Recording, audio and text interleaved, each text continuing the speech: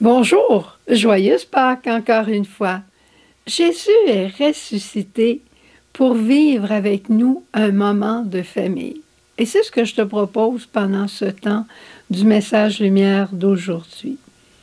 Jésus, après la résurrection, il reste avec nous pour nous faire vivre notre Pâques. Il vient de vivre la sienne, il est ressuscité, passé de la mort au tombeau à la résurrection. Et il veut nous faire vivre, nous aussi, notre Pâques. Est-ce qu'on vit une Pâques juste une fois dans notre vie? Non. On en vit plusieurs Pâques et merveille que cette semaine pascale pour en vivre encore une autre. Passer de la terre d'Égypte à la terre promise, tout simplement. La terre d'Égypte, pour nous, c'est la terre du péché.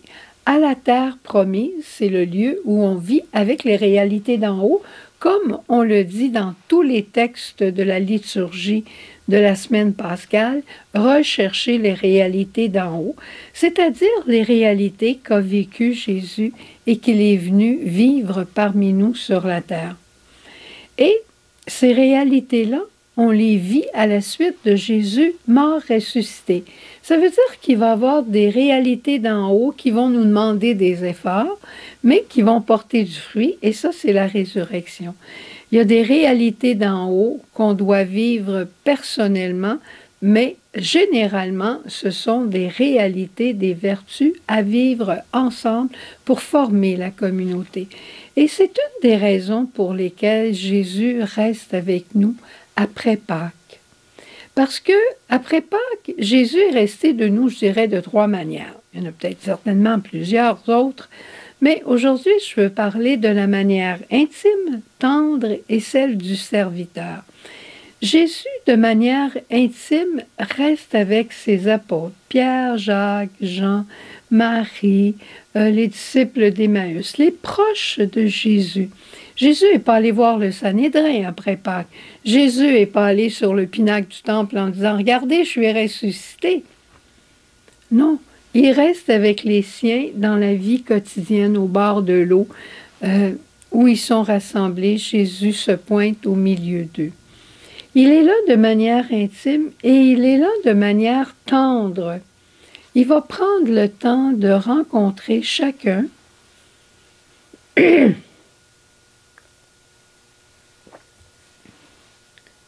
bien personnellement. Marie-Madeleine, toi qui veux toujours t'attacher, eh bien ne me retiens pas, Marie, mais va vers tes frères. Il lui dit ça seul à seul. Quand Jésus rencontre Pierre, est-ce qu'on a plus intime que Jésus qui demande à Pierre, « Pierre, m'aimes-tu? M'aimes-tu? M'aimes-tu plus que ceux-ci? Poursuis maintenant ta mission d'être chef, de paître le troupeau que le Père t'a confié. » Rencontre d'intimité. Manière de serviteur aussi. Jésus nous rencontre comme un serviteur. Moi, je me souviens quand j'étais en Haïti dans les premières années, en 80, on avait une rivière à passer, la rivière Glace, qui était dangereuse et qu'il fallait connaître. Et parfois, le torrent était très, très fort et on avait peine à traverser. C'était pas tellement large, mais c'était trompeur. Mais il y avait toujours des hommes qui étaient là, qui connaissaient très bien la rivière, et qui nous offraient leurs mains pour traverser. Même j'ai vu des fois nous prendre sur leurs épaules pour nous faire traverser. Ils connaissaient bien la rivière et avec eux, on était en sécurité. Ils nous tendaient la main, on prenait leurs mains et c'est ça que Jésus fait. Il nous tend la main. Veux-tu faire ta Pâque? Veux-tu faire ta Pâque? Eh bien, donne-moi ta main, puis je vais te faire aller plus loin. Et on a besoin de faire cette rencontre avec Jésus ressuscité parce qu'après, on va avoir la responsabilité, nous aussi, de l'annoncer. Comment on fait cette rencontre? Peut-être dans la prière, peut-être dans la célébration des grandes fêtes liturgiques ensemble en Église. Mais aussi, c'est le ressuscité, c'est aussi une visite surprise dans ton quotidien, dans ton intimité. Moi je l'appelle, le ressuscité vient porter un élan. Élan, c'est aussi le nom de l'Esprit Saint. Il vient souffler sur nous un esprit, un élan d'aider les gens. Tout d'un coup, on a envie d'aller aider, d'aller donner du temps à notre paroisse, dans un hôpital, aller dans un CHSLD, aller aider. On peut avoir l'élan de renouer des liens qui sont brisés ou simplement qu'on a mis de côté, on n'a pas eu le temps de s'en occuper. Un élan de se rassembler en famille, puis on projette des rassemblements. Un élan de détachement. On a envie de faire du ménage, mais pas juste parce que c'est le printemps. On a envie de se détacher pour être libre, pas pour acheter d'autres choses.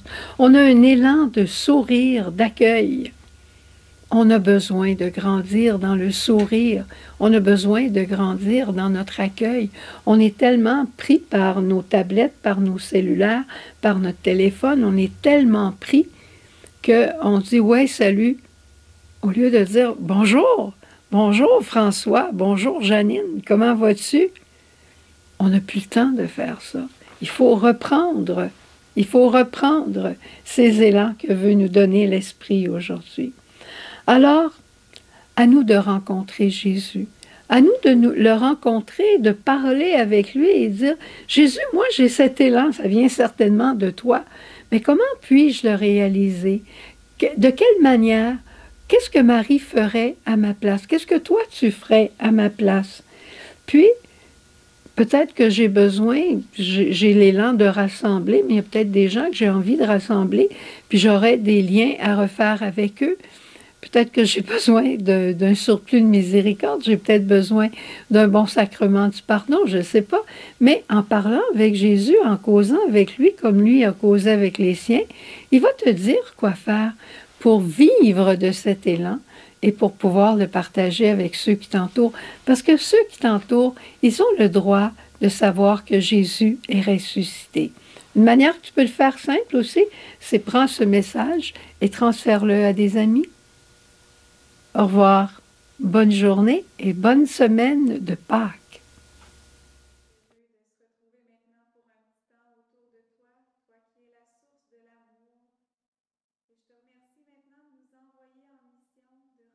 du Père. Disons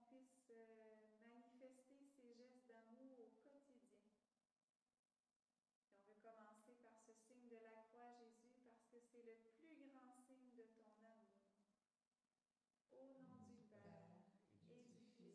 Dieu le Père nous choisit pour être famille.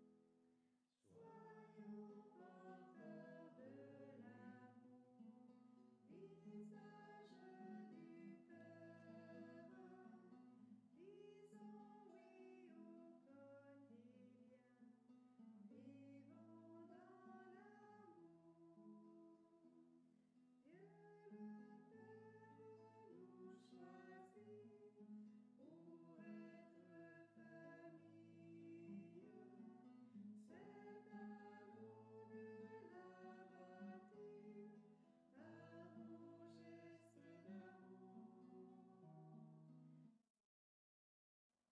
Jésus, merci de nous donner des frères et des sœurs à aimer. Et merci de nous donner ton Esprit Saint aussi pour qu'on puisse trouver de nouvelles façons de dire, de manifester notre amour.